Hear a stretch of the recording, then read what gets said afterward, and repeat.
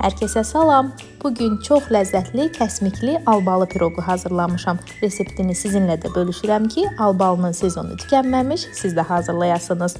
İlk öncə qabımıza 150 qram yumşalmış kərə yağı, 200 qram şəkər tozu əlavə edib mikserlə qarışdırırıq.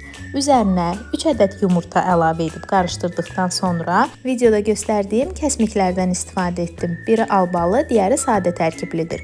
Albalı tərkiblini bütöv, sadə tərkiblinin isə yarısını istifadə etdim. Daha sonra üzərinə qabartma tozu, vanil və un əlavə edib eyni kütlə halına gələnə qədər qarışdırırıq. Hazırladığımız xəmir videoda görüldüyü kimi biraz yapışqan olmalıdır. Yarısını qabımıza əlavə edib üzərinə tumunu çıxardığımız albalıları düzürük. Zövqə görə damla şokolad da əlavə edə bilərsiniz. Digər yarısına yenə də tumunu çıxardığımız albalıları qarışdırıb qabımıza əlavə edirik. Üzerini düzləşdirib yenidən albalılarla bəzəyib göndəririk bişməyə. 150 dərəcəli öncədən isinmiş sobada içinin tam bişib üzərinin qızarmasını gözləyirik. Soyuduqdan sonra üzərinə pudra şəkəri əlavə edib dilimləyib servis edə bilərsiniz. Hazırlayacaq hər kəsə indidən nuş olsun.